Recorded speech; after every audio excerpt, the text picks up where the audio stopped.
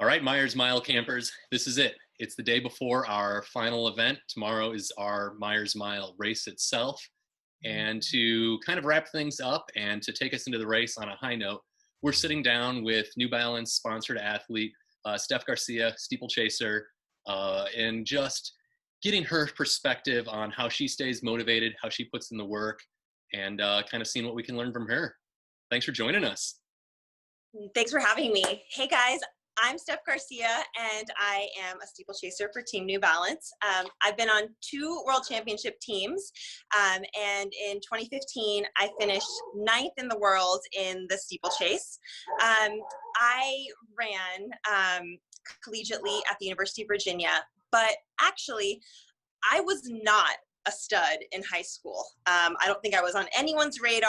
I was never a contender for a state title or to make it big at Foot Locker. Instead, I didn't even own a watch. I didn't know what mileage was. I just ran because I was competitive and I loved it. I was actually a recruited walk-on to the University of Virginia, which means that they had contacted me my senior year and said, hey, you're in state, we're looking at you, but we don't have scholarship for you. So I ended up getting into UVA on my own. They said, great, we have a spot for you, see you in August. And that year, my freshman year at UVA, I asked to try the steeple. The reason I wanted to try the steeple is because I thought it was the most fun you could have on the track. It's a 3,000 meters, so I played to my 2-mile strength, but there is an element of speed, and then there's obviously the hurdling, the water jumps, which I was so excited about. So my freshman year of college, I ended up qualifying for the NCAA championships as a true freshman. And then I won the junior national championship. My second year, I was the ACC champion in the steeple, and then just kept evolving and growing from there. I was the NCAA runner-up my 5th year to Emma Coburn, another New Balance athlete. And that year I made my first world championship team and then signed with New Balance. My career has definitely been marked with some highs and lows. I've had some years where I thought, this is it. I don't know if I can keep going. I don't know if I can get better. And then I've had years where I've been on top of the world. So I missed making the 2016 Olympic team. I was one of those heartbreaking stories where I was contending for a top 3 spot until the last barrier where I fell. And so I did not make the team. But later that summer, I kept working hard. I kept believing in myself, and I ended up being the 4th American woman to break 9:20 in the steeple. And that's a little bit like breaking 4 in the mile for men. It still is a pretty big deal for American women to run faster than 9:20. So I did that. That was a great accomplishment for my career. And some other of my other PRs are 4:04 in the 1500, 4:24 for the full mile, and 15:16 for the 5K on the track. So had a lot of fun in my career, all with New Balance. I've seen everything from, like I said, being a walk-on, being just a very average high school runner, to kind of racing at the world level. And so I think that my story really shows that if you just work hard and you believe in yourself, you can accomplish anything. Yeah, and I always think that that's such a unique aspect of our sport. You know, we see people come into it all the time who might be a superstar off of talent alone, but then don't put the work in and get caught. And then you see the opposite, that kid who just puts their head down, plugs away, does the work, and just blows everybody's minds with that improvement arc and what they can do. Absolutely. I think that talent plays a huge part in this, of course, but you cannot beat hard work and passion, honestly. On that, we've talked a lot about the hard work that goes into training throughout this season. One thing we haven't talked about as much, though, is the coaching aspect of it, and sort of that almost the ability to be coachable as an athlete. Can you talk a little bit about the the coach athlete relationship and how that can help boost you and help you improve as much as you have? Absolutely. I think that your relationship with your coach, again, at all levels, high school, collegiate, professional, is the most important relationship. The reality is that we're not robots, and sometimes we have a bad day, sometimes we have a bad week, sometimes we have a great week. Lots of things happen in our life. I mean, look at this whole pandemic that's going on right now, but lots of things happen that affect our bodies and our training. And if your coach doesn't know that, he can be an Olympic champion himself, he or she, and they can have the best training plan ever, but if you're struggling to execute it, it might not be because you're not good enough. It might be because something else is going on. So it is so important to have open communication with your coach. My coach, who I've been with for 6 years now, there's nothing we can't talk about. And I find it just so important for him that I trust him enough that I can say that when he gives me training, I know that I can accomplish this and that I can accomplish my dreams with this training. But he also trusts me enough to know that when I say to him, okay, I'm going to do this workout, that I'm going to do it to my very best ability. So unfortunately, coaches can't be mind readers. And again, you could have a coach that has all the credentials in the world, and you can have a coach who just really is passionate about what they do, and maybe they've only coached for a few years. But if you have a really strong lines of communication and trust, you can go very far with that. So I think it's just so important. Don't be afraid of your coach. It's not you're an employee and they're the boss. It's an equal relationship, even if they're old and a great 70-year-old coach and you're 16, you are part of the equation. And so being really open with how you're doing, how your body's doing, how your emotions are doing, is very, very important to being coachable and to being successful with the training that you're given. No, that's wonderful. And, I think a lot of it does. It just comes down to believing in what you're doing. Absolutely. There's a million different ways to the top, as you've seen. You've got to believe that the one that you're following is really best suited to you. I think this kind of ties into, I don't know if this is another question that we have, but, with what's going on in this pandemic right now and this pause we've all had on our racing season, there is not one way to handle this right now. Some people are out there just going on as if we have a racing season, and that's great. Some people are taking time off now or healing a nagging injury. For me, we've really decided to use this time to focus on some of my weaknesses and some of the technique aspects of my event that I need to focus on and strengthen. And I'm not the fittest I've ever been right now. I'm not out there ready to crush a time trial, but I'm improving something that's going to help me in the long run. So trusting that that's the right thing to do and trusting my coach's plan has been really important for me to stay confident. Even when I see some of my peers out there, doing totally different training, there is no one way, but I'm trusting our plan. Yeah, I mean, it sounds like you're working on all the extra credit assignments, right? Right. Tweak all those little 1% and they all start to add up. Absolutely. No, that's great. So talking about this COVID situation and how everything has changed, can you give us an example of a time that, you feel like you have stumbled, you have failed, but you've been able to get back up and move forward? Because we've heard from a lot of athletes who have said, I haven't done any of those things that you were just describing. I really did just kind of cave in a little bit and I'm trying to get myself back up. What would you say to them, personal experience and what they can do? I mean, I think that the biggest example of that for me, again, I kind of mentioned that I've had some ebbs and flows in my career, and I've had some years where you don't run a PR, and I've had years where I've PR'd across the board. But the biggest example is failing to make the Olympic team. I had made the 2015 team. I had been 9th in the world. All eyes were on me as a strong contender. And then to be in the top 3 for the entire race until that last 100 meters and falling on top of that, that was just such a heartbreak. But I know that Coach Myers has said this in one of the earlier camp videos, but I took a few hours to be sad. And then it was back to work because I'm motivated by the next goal. You know, the beautiful thing about running and about track is that there is going to be another race for you.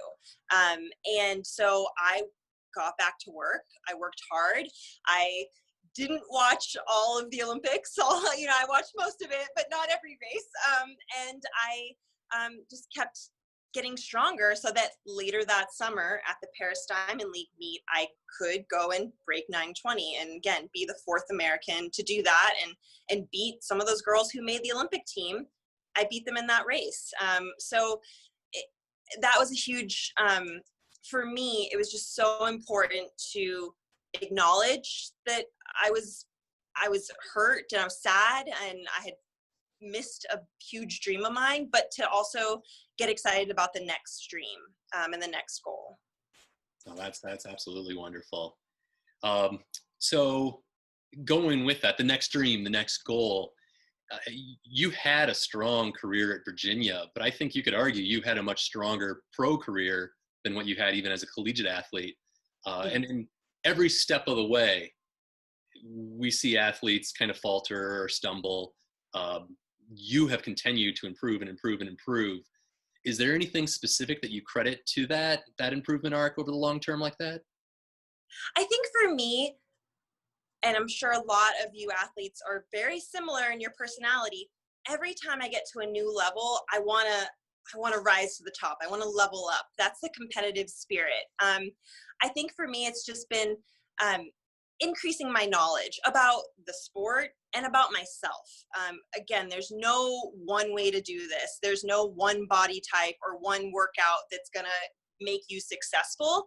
But, I'll be honest, in college, in high school, I didn't have a watch. I didn't know what I was doing. In college, I, actually tracked my mileage and I had a very, strong programs that I was given to follow. I started lifting in the weight room. As a pro, I did, cleans up some of my lifestyle. I slept more. In college, I was a double major. I barely slept. I would often have a cupcake for lunch. Now maybe I have a cupcake for dessert, but I have a real lunch too, things like that. I just started rolling out, getting physio, like working on different things to help my recovery, help me be a balanced athlete with strength and drills, things like that, things that I would never have even thought about as a high schooler. So there's just lots of little things. We talk about the little things that are important. I am not trying to say that you need to, go and just be in your room for 12 hours straight doing drills and exercises, but you can always learn more about what you respond to, about what you need. And it could just be as easy as remembering to drink water throughout the day. But there were little things like that I kept paying attention to as I continued to grow in the sport. And I think that really helped me. And also I know I kept getting into an environment where I had a support team that really believed in me. And, the bigger your community grows, your support system grows, the more that you're going to want to keep stepping up your game as well. So as you keep growing through your career, whether that means you're a collegiate athlete or post-collegiate, just keep finding the people to keep lifting you up, because I really believe that a rising tide lifts all boats. No, that's why we have people like you coming out and talking to us, is that same rising tide idea. It's, if we can get this group of like-minded people, everyone has been so positive and so excited, and we hope that that's, relating to you watching all the athletes. So with that, this weekend, it's time for us to put all of our training to the test, and we're going to be doing solo virtual mile races all throughout not just Ohio where we're based, but we've got people signed up for this program in, I think we're up to 4 or 5 different states. And so Awesome. we're going to that starting line. What advice can you give to someone as they're going to this starting line, though, solo? It's not the traditional race experience.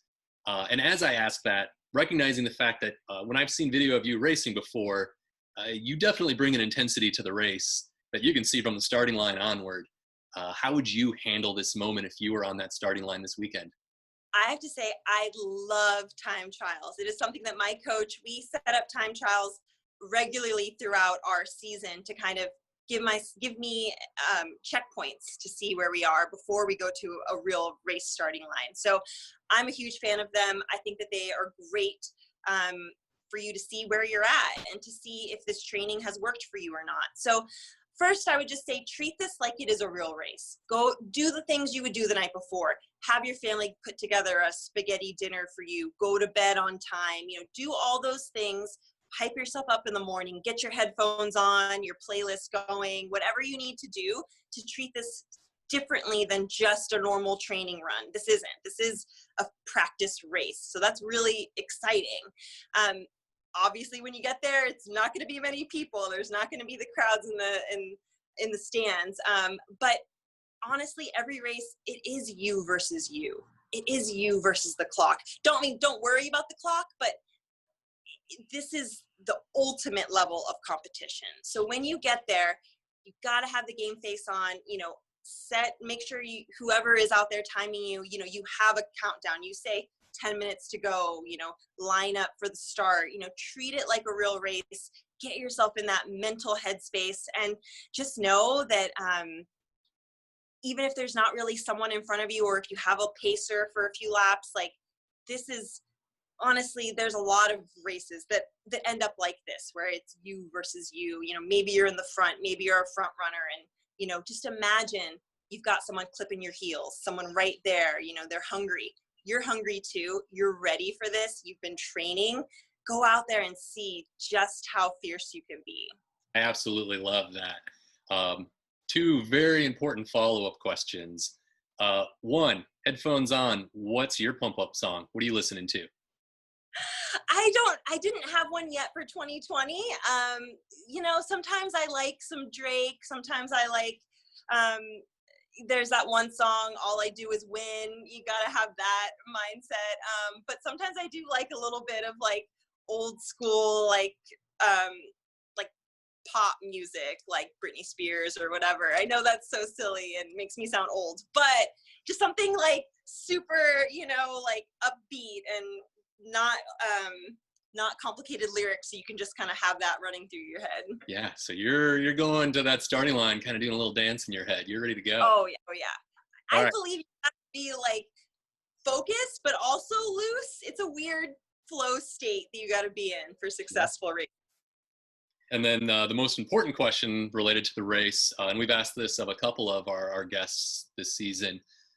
You're on the starting line. Next to you is Rob Myers in his current shape, not Mr. 353, Mr. I farm and coach all day, and I'm very tired and have kids to chase around. 1, who wins that race? And 2, what's your strategy? How are you beating Rob? You have his former coach, keeping that in mind too. You've got an inside track.